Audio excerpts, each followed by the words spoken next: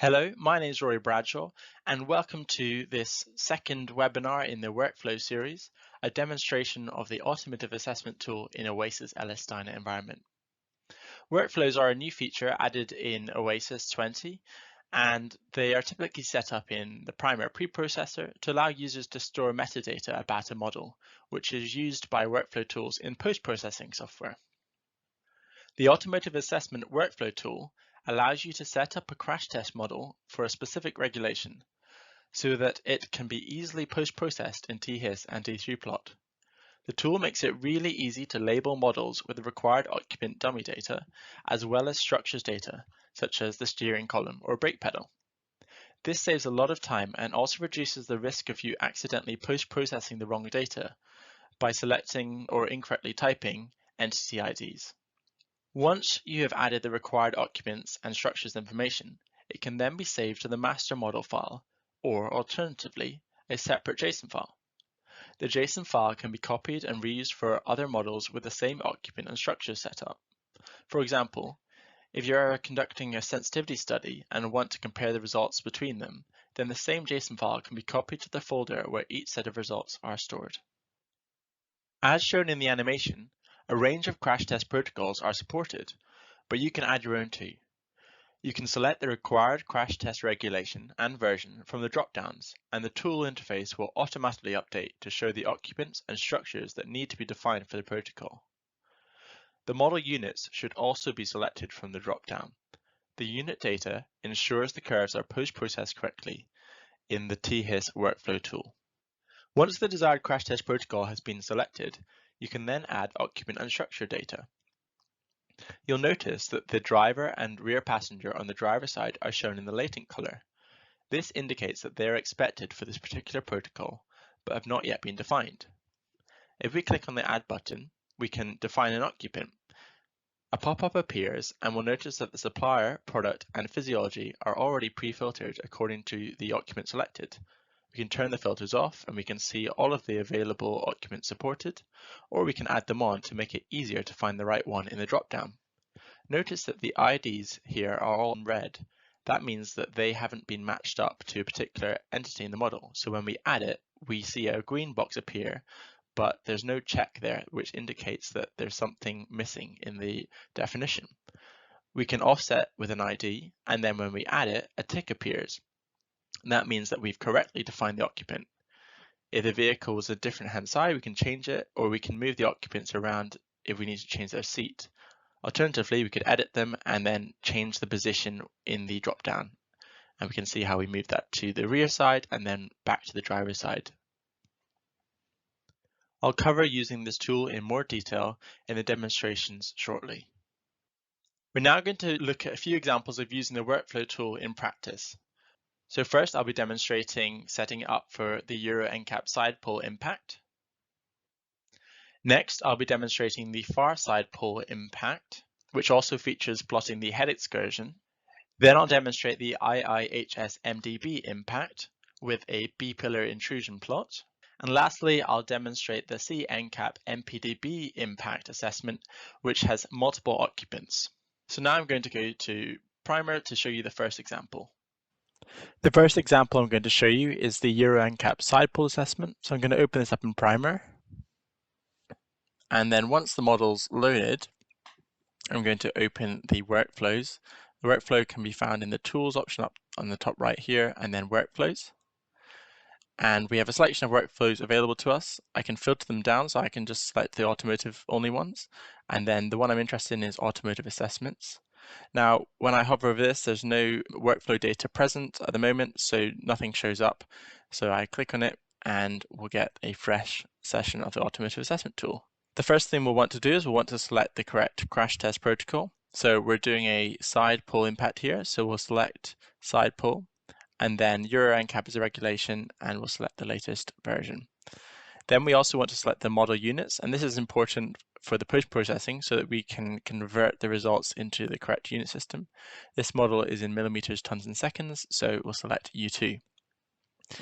Because I've selected my crash test, my vehicle is automatically updated to show me what the protocol is expecting. So this protocol is expecting a 50th percentile male world SID dummy as the driver. If I had a right-hand drive vehicle, I could flip that and it would now be showing it on the right-hand side. So I'll just go back to left-hand drive, and if I actually have a look inside the vehicle, I can see I have my occupant in the driver's seat on the left-hand side. Now all I need to do is click on the Add button here, and because I've already got a definition file, this is a JSON file for the PDB World SID 50th percentile male version 4.0, and that's the only one currently supported. It selects that by default. It set the pre-filters at the top, so the supplier is just looking at all the suppliers we support, then the product type is a World SID, and then 50th male, and that gets that from the protocol and the seat that was selected. And then it's populated all of the IDs for each of the entities in the model that we'll be needing. So it's actually really easy for me to label this model. All I need to do is simply click on Add, and a nice green check appears, and that's it. I've added some data for my side pull model. So I can now choose how I would like to save it. I either save that to a file, and that's a JSON file that lives alongside the model file, or I can save that actually to the keyword file of the model, and that's saved as post-RN data. So in this instance, I'm going to save that to a file, and I'm in the same directory as the model. I can check that by turning all files on. We can see the model here. And what I like to do is I give it the same name as the model, and then I'll type workflow at the beginning, or WF for workflow, and then it should be a JSON file. So I'll just type JSON at the end. I then have saved that, and we can see a message appears telling me that we've saved that. And now I can go to the post-processing. So I'm just going to open up from Primer, clicking the post buttons at the top, and then start the linked TIHS session. And we'll see the workflow pane appear. That's because I had this open menu automatically checked. So when I have that checked, this window appears, and we can also see any of the available workflows showing here. So we have the Automotive Assessment workflow, the one we just defined, showing. And then this one here is a generic workflow that doesn't actually require any user data on the pre-side to set it up. So I could run that on any model. Now, if I hadn't had the button checked, then the window wouldn't have appeared, and the way I'd have opened it is by clicking on the Workflows button in the tools here. Okay, now I just simply click on the Automotive Assessments button there, and it opens the workflow up for me. And we can see the side test EuroNCAP 2022 crash test that we set up in the pre-side has come through with all the data and all the different components required for this particular protocol. So all I need to do is to select what assessment types I want to plot. So I can click on the tick here to plot all of them: head, shoulder, chest, abdomen, pelvis, etc. And then scroll down and see the assessments. I could select individual ones by just clicking on them, and then with Control I can make multiple selections, or with Shift held down I can highlight all of the assessment types in between. So I'm just going to plot all of them, and I'm going to use the default settings so everything will appear on the same page, and if I had any graphs present they would overwrite the existing graphs. So then I'll click plot, and we can see it firing away. Now whenever I do a hit calculation, a hit window will appear, and this is something you might be familiar with if you've used the automotive operations there for the HIC, and it just tells me some information about that. I don't need to worry about it. I can just simply click on continue and then let it finish creating all the plots. You can see how much time this would save post-processing all these results. It's created the datums for us, put the correct curves on each graph, and scaled them correctly as well. So now I move this out of the way, I can have a look at all of the curves that I produced and see how they're performing. So here we can see that the upper chest viscous criterion is in the red zone here, so that's something I would maybe want to pay a bit of attention to. And the chest compression results here are also of concern in the kind of red, brown, and orange bands as well. I also have some additional information shown in the outputs here, which just gives me some pertinent values for ease of reference. So that's a pretty simple way of using the Automotive Assessment tool, and it just helps you when you're push processing to interrogate your results individually. If I wanted to kind of see the results in a bit more detail, maybe I want to look at the viscous criterion one better, then I could just select chest here, and then select the viscous criterion. And if I let it overwrite the graphs and plot, then it will simply create those new plots for me. And now I can see that in a bit more detail. And if I wanted to, I could change the colors of the graph curves, or also I could write out the images as well. So I'm going to now close this down and move on to the next example. Okay, so now I want to show you the far side model, and I'm going to go to the far side folder, and then what I can actually do is I can drag that and drop that into the existing session and read in the far side model. Okay, so now it's loaded in. We can see we've got the two models with the pole on either side of the model, and if I press the up arrow, we can see it's blanked the far side model, and we've got the original one, and if I press the up arrow again, we've now got the far side model present. So we can see the impact is happening on different sides. Right, so let's have the far side model present, and we'll open up the workflows this time. And then we can click on Automotive Assessments. And because we have two models present, we need to select the model that we actually want to add the user data for. So in this case, it's model 2. And because I had model 1 blanked, only model 2 is showing up in the list, but I still need to select it because there might be a reason why I'd actually want to select model 1, for example. So I'll select model 2 here. And we can see that the Automotive Assessments window has appeared, but this time it's actually already got some data defined. So we can see it's already selected the far side EuroNCAP 2022, and if we looked at the occupant here by clicking on edit, we could see it's already defined that world SID occupant. We could have also checked that by looking at the tick here, which shows us that it's defined, so there's no latent IDs. And as a small aside, we can actually select any of these seats when they're defined for a particular protocol, and that will do the same as clicking on the add or the edit button there, so it will open up the occupant selection pane. Now the reason this appeared is because we already had some user data defined. So if I open up the File Explorer, we can see that we had this workflow JSON file present. And actually, if we open up that file, we can then have a peek at its content. So we can see that it's defining the crash test, the version, the drive side, and this is all in the JSON format, some values that are needed for post-processing. And then here we've got that occupant that we defined. And so that's basically what user data is. It's essentially metadata that labels the model and is used in post-processing to allow us to present the different results. Okay, so that's the occupant defined, but we have some structures information that's required for the far side. This is because we need to know how much the head intrudes into the vehicle for the far side assessment. So we have a head excursion structure here, and we need to input some data for that. So this particular workflow has both a THIS and a D3 plot component to it, and this head excursion stuff will be in D3 plot. So we're going to make a cut section there, and we need to pick how thick it should be. So something like 0.5 meter, so 500 millimeters would be good. And then we need to select some cut section nodes. So the cut section node is where the cut section will center itself on, and we've got a thickness of that defined up here. And because we want to see how much the head moves, it makes sense to pick a node on the head. So I'm actually going to put the head node in here. So if I move that out of the way and edit here, I can see I have my head node there, which is 10,001. So I'm just going to paste that in there and then cancel that. So that's our cut section node. Then we need to select some head parts. And so in this case, I'm going to go and select, and I'm actually going to pick that from the screen here. So if we select the head part there and then click apply, we've got the head contact shells, which is a good part to pick, and that is used basically to tell how much the head has moved. So it defines the kind of extremities of the head. Then if we have a barrier present, we need to select the barrier part. So I'm just going to pick that and select that part there. And then the shift nodes, and these are used basically if we're actually conducting a real impact here. The vehicle might rotate a bit in the impact, and so we want to use a shift deform nodes system to kind of re-center the frame of the rotation of the vehicle. So if it has rotated, we can correct for that. So the first node we want to pick will be somewhere away from the impact side. So let's pick one down here.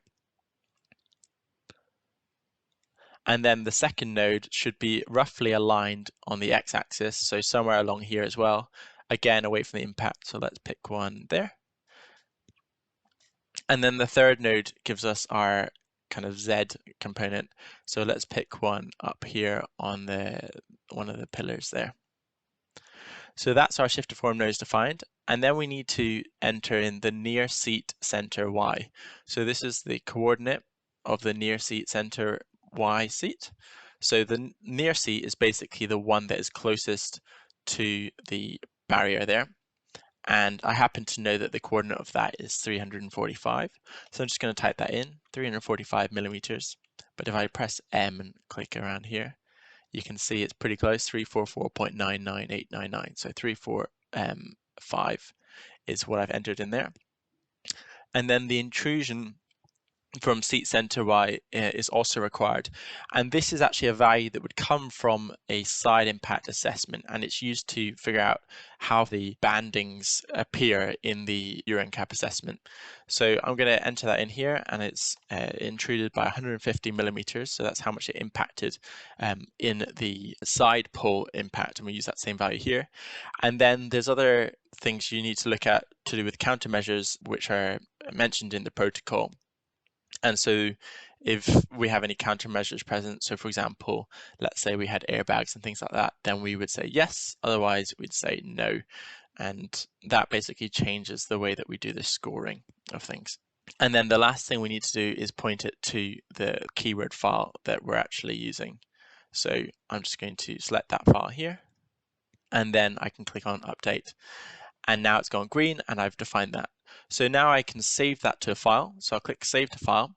And actually, I can select the workflow JSON file that I'd already made and click on Save. And what it will do is it will append to that file. So now all that information has been updated on that workflow file.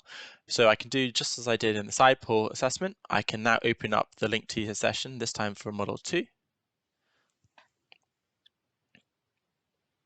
And open up the Automotive Assessments, and here we could plot all of the assessments for the side pole for the far side impact, and click on continue, continue.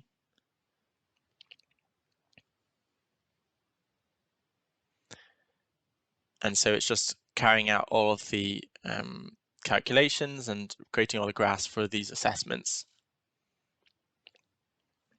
And again, we're just watching it churn away here, but think how much time you'd be saving yourself. If you had to do this manually, it would take you quite a while, particularly setting up the datums based on the protocols and things like that. So once we've got all the graphs plotted, we can again look at them, see how it's performing, and we've got that additional data there as well. Now, the head excursion stuff, as I previously mentioned, actually is something we use in the post-processing with D3plot. So we'll close that down. And now we'll open up D3plot and wait for the model to load. And then we can click on Automotive Assessments, and here we see the head excursion, and we can do the assessment for that. We click on Run.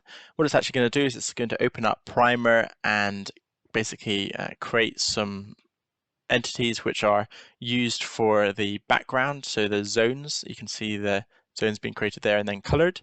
And then once that's done, it creates an image for us showing us the head excursion. And then we also see the amount that it intruded into the vehicle. So 650.8 was how far the head moved into the vehicle from where it started, which is over here on the edge of the green band there. And the coloring is consistent with what is used in the EuroNCAP far side assessment. So that's a pretty easy way for us to quickly see how much the head's moved and see how we're performing according to the far side assessment. Okay, let's close this down now. Okay, next up, I'm going to show you how to set up the Automotive Assessments workflows for the IIHS side MDB crash assessment. So I open it up and we can see we've got no user data present, so we need to select the crash test. So here we're going to go for MDB, and then this is an IIHS model, and we'll select 21 version, and then the model units here, we're going to go for U2. So that's millimeters, tons, and seconds for this model. If we weren't sure, we could check that quickly by pressing M and then seeing the measurements here. So we can see that's 100, so it's in the range of millimeters. And then also if we had to look at some of the materials here, we could see that they're in the range of tons, so E minus 9 as an example there. Okay, so millimeters, tons, seconds. And we're again left-hand drive, we've got a driver there and no passenger. So we're just going to define the driver. So add that, and it's a SID to occupant.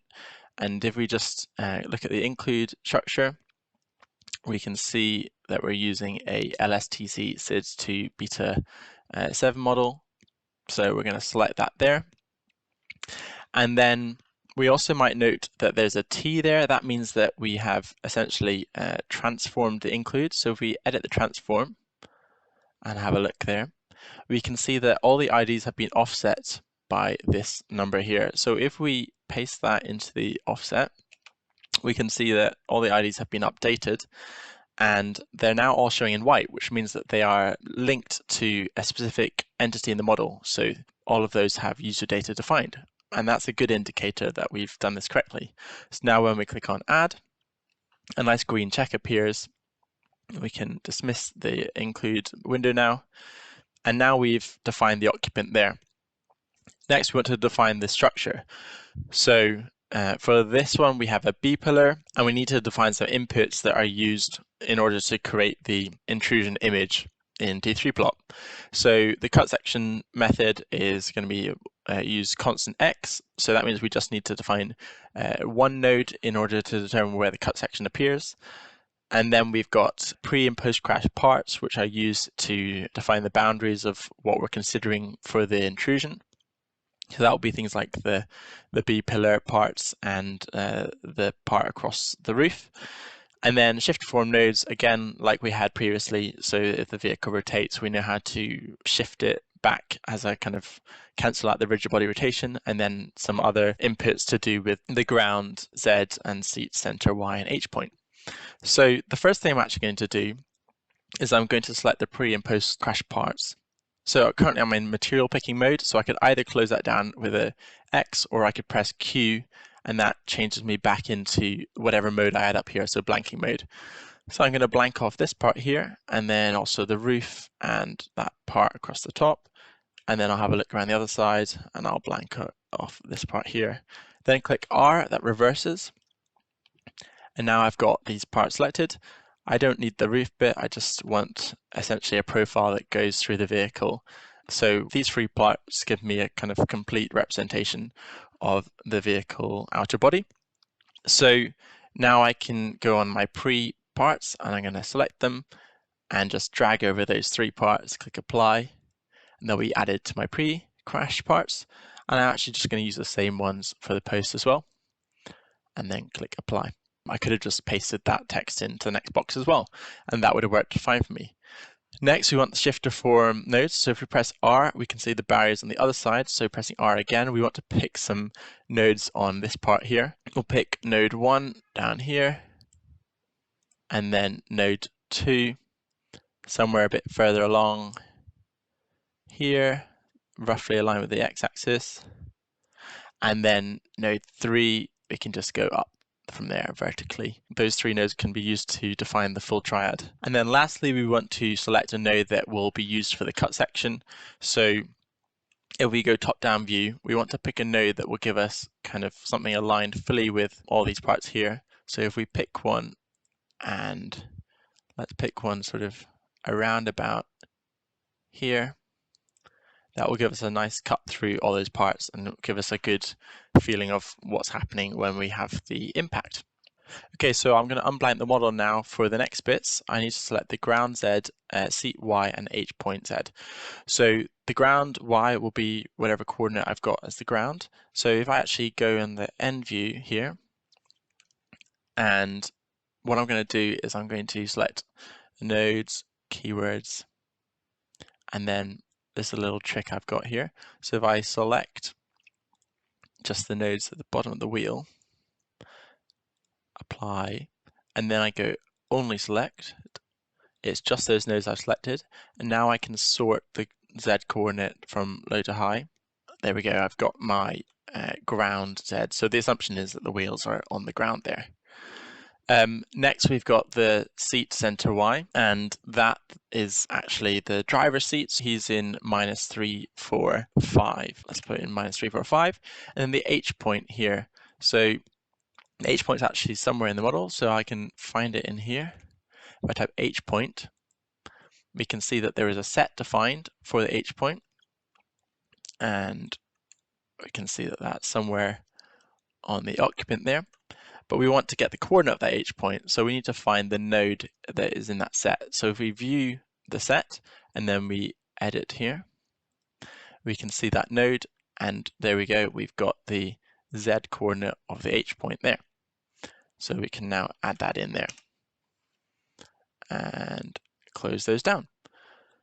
So there we go, that's us defined our B-pillar. So now we just need to update those, and we can save that to a file now. And I'm going to use the trick I used previously, so I'm going to basically take the name of the main keyword, I'm going to put in workflow at the beginning, and it's going to be a JSON file at the end. And save that. And now we can open up the post-processing. So if we start THIS first of all, and then Automotive Assessments, we can see all the information for the driver has come through there from the user data, and we could plot any of these things we want here. So let's plot maybe the shoulder and pelvis. And this time I'm going to plot them on separate pages. And so it's going to create the plots. And then we can now see we've got them all on separate pages. And again, additional information in the outputs. So if we close these down, we can now see all of our different plots. Okay, let's close THIS and now open up the D3 plot model that is linked. And this time I want to open up the assessments and plot the B-pillar results. So we'll click on B-pillar and then run here. And we can see it's made that cut section there. And it's going to create a nice image for us using all the inputs we had provided. And this is a nice way of seeing how we've performed. So we're still in the green zone, so all is good, and this just hopefully saves you some time when you're post-processing. Now, if you've used some of the reporter templates before, for example, the IIHS MDB template, then you'll recognize this sort of image because it's possible to create that in Reporter as well. But through workflows, we're able to access that through D3plot as well. For this last example, I'm going to show you how to set up a workflow when you've got multiple occupants. So here I have a EuroNCAP MPDB crash test. We can see we have a number of occupants in the vehicle there. So just like before, we open up workflows, click on the Automotive Assessments there, and then we need to select the appropriate crash test. So here we're going to select the MPDB, and then we're going to select the EuroNCAP regulation. The version is 2022, and then the unit system for this is in millimeters, tons, and seconds, so M2. Next, we want to add the driver here. So let's click on Add, and we can see we've already got the humanetic SOAR 50th percentile male selected there. We've got a couple of options available to us, and that's because over time, as new models are released, there might be changes in the IDs and setup of the models. So more and more models will be supported as they are released. Okay, so that all looks good, and all we need to do is simply add it. If we wanted to check, we could go to includes here and then check our occupants. So here we can see that our humanetic SOAR 50th male is there. And if we only this and children and then recenter, we can see it there. And if we press R, we can see that that's the driver has disappeared. So now we know we've selected the driver. And then next we want to add the front passenger. So let's find the front passenger in the list here. So if we go on the transform and edit, we can click sketch and we can see, there we go, that's the front passenger there. So we'll click on add, and we need to select the LSTC option here. So this is the LSTC model there, and we have an offset. So let's insert that offset there. And now we can see everything has gone white. So we're happy with that. We can add it. So that's the occupant setup. Now let's set up the structures. So we need to select the A pillar here, and we can select the A pillar from the drop down there. And then we could just update, and that would update it here. Or let's do it for the accelerator pedal. We can select the options and then we can change them in the drop down here. So for the accelerator, we'll select the X and the Z. We don't actually have a Y present in this model, so we'll leave that blank. And then for the brake pedal, we're going to select what we have here, so the X and the Z. And then for the steering column, we have the X, Y, and Z. Okay, and then we can update all of those. And notice that the ones that we hadn't selected everything for have these less than and greater than signs. And that's indicating that there's something in there that is latent. So you don't have to define everything, but if at least one thing is defined, then it will turn green. And that indicates that we'll be able to post-process that in THIS or D3plot, depending on which of the post-processing tools uses it. Okay, now we can just save that to a file. And this time I'm going to save that to the model. So we click Save to Model, and then the little message appears here telling me that actually in order to make that save, we need to write that out to the model from the main model write. So we're going to click write here, and now we're going to save it to the model. So we're going to overwrite it. We'll click next. Yes, we're happy to overwrite, and continue. And then I'm just going to write the master file only because I'm happy to keep all the includes the same. Then click apply, and it's going to write that out. Okay, so I'm going to open up THIS here, and then run automotive assessments. And now we can see we have the driver and front passenger shown. So this is with 2 occupants, and we can select them both. I'll hold down shift there. And then let's plot the head results here. So when we click plot, we're going to have to click continue for the 2 HIC plots, and also for the 3 millisecond plots here. And we can see now both of those plotted on the same graph, and we get the results also shown in the outputs here.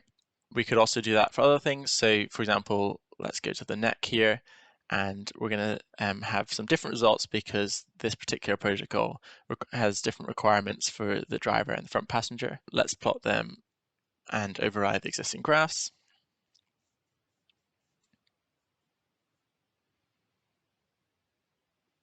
And so there we've got our new plots here for the neck, shear, extension, axial, for the driver and the passenger.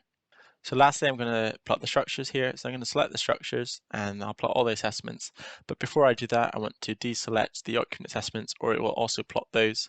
So I can actually just deselect them from here and then click on plot.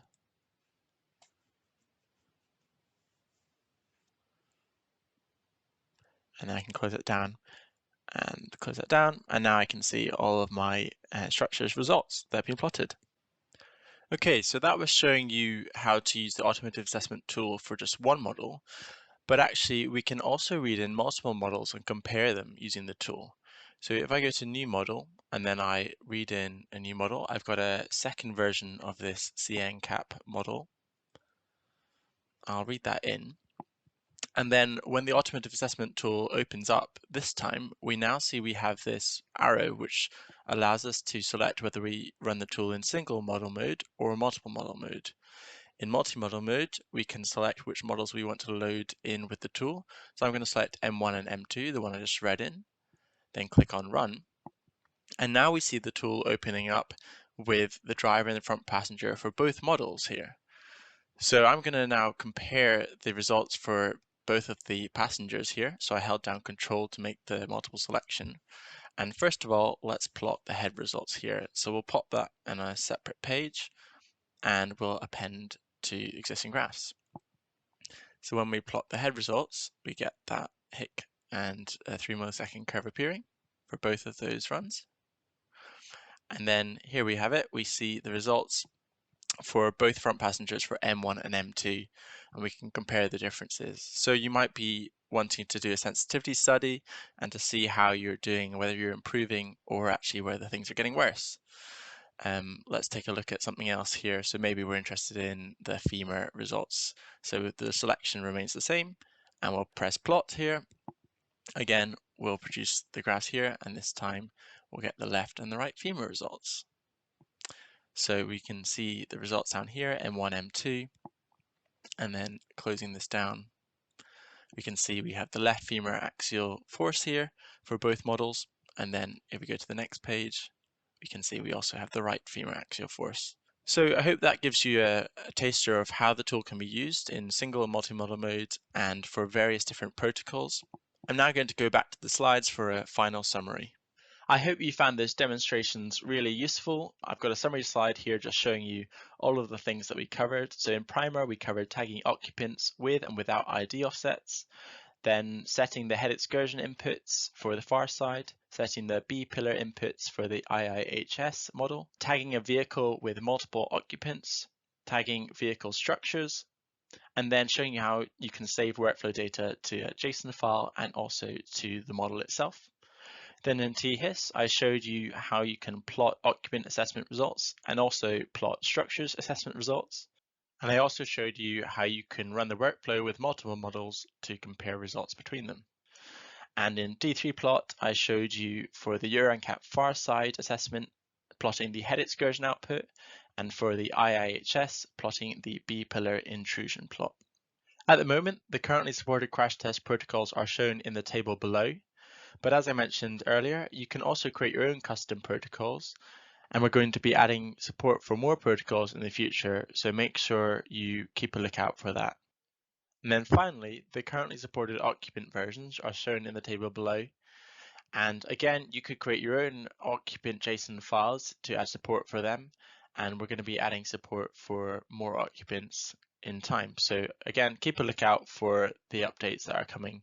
But these are the ones that we currently support in the Automotive Assessments Workflows tool. Thanks so much for joining the webinar today. If you've got any questions, I'll gladly take them now.